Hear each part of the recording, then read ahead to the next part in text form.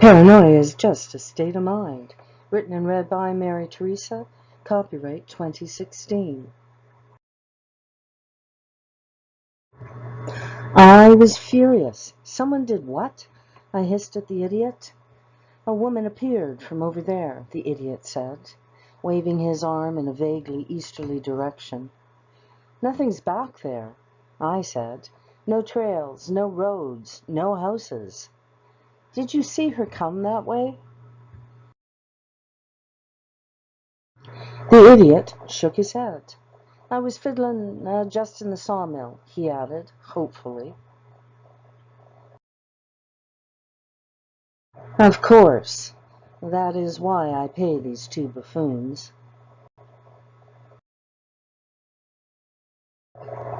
Had a dog, the second buffoon said. Was it a drug dog, I asked. Was too small, the buffoon said. Well, size was a factor here, but not as regarding a dog. The buffoon and the idiot stood there, walking, talking caricatures of themselves. One was even chewing on a piece of grass. It was the idiot. I sighed. If the woman had come from the north, she would have had to be blind not to see what I'd so carefully hidden away. Spent a load of money and time keeping stuff out of sight from the neighbors. Trouble was, nothing was back that way neither.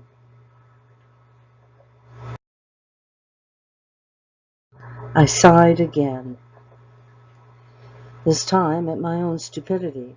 I didn't exactly know what was back there, to the north or to the east. I just knew that to the west was the gravel road that eventually took me back to the highway. I didn't know this place at all. I sighed again. Can you describe her? They did so, and a picture emerged. Short woman, short dog. Brown woman, black dog. Knapsack on her back. Not young, not old neither. I'd seen a dozen such women on the way through the village, from the highway to here and back. They all looked the same to me.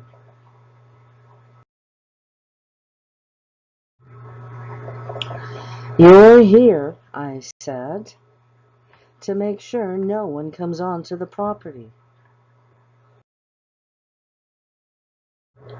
The idiot and the buffoon stood there, uncertain of the change in direction of the conversation. One kicked at something on the floor, and I expected him to say, "Aw, shucks," but he didn't. I walked to the barn door. Only sound was the generator. Weren't no lights anywhere in the valley beyond. Only two neighbors lived in that direction, and I knew for certain they was weekend residents only, and for the summer. It was a Tuesday. It wasn't summer. It's tough getting decent help these days. My daddy told me stories of his times when people could be counted on.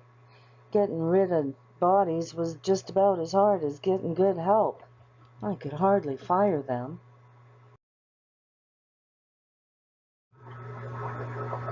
Seen anyone since? I asked. They both shook their heads emphatically and muttered, "No, sir." Well, said I, let's get the work done, keep a better eye on things. They were visibly relieved, and did a bang-up job from that point on. Perhaps they had heard some stories of their own about me.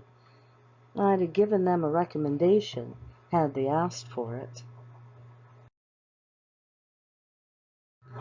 While they worked over the next 5 days, I discarded my usual garb and explored the property to the east.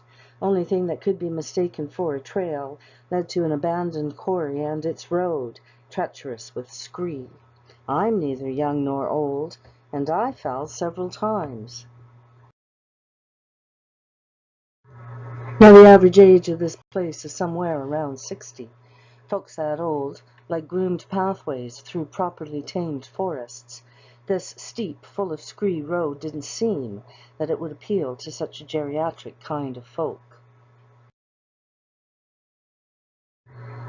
Up the north way, I came up against a cliff that went east and west, for as far as the thick, untamed forest would allow me to see. I'm neither young nor old, and I'd need to be a goat to make my way up that escarpment. Maybe she was a figment of their drunken or stoned imaginations. The work was done. No woman had reappeared. Dead bodies were easier to get rid of, now I'd found that escarpment in the untamed forest beneath. I packed my wares and headed out about midday.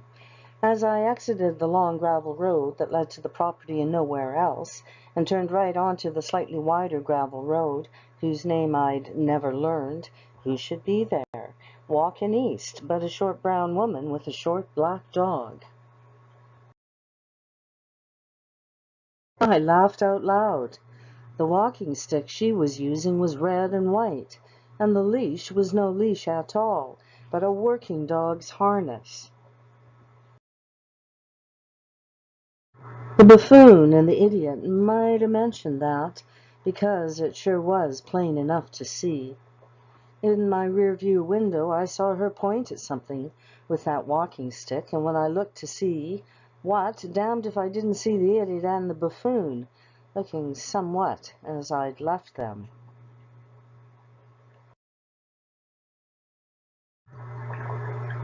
One with his throat cut and bleeding down his front, the other with his head lolling to one side along the break in his neck. I swerved to miss these already dead men and ran smack into a culvert, deep and steep to catch the winter rains. Damn truck of mine was a bit unbalanced, and it tipped over. I saw the whole thing in slow motion, and I saw the fire spurt out from the wares I was carrying. That was the last thing I saw, except for that blind woman in my rear-view mirror.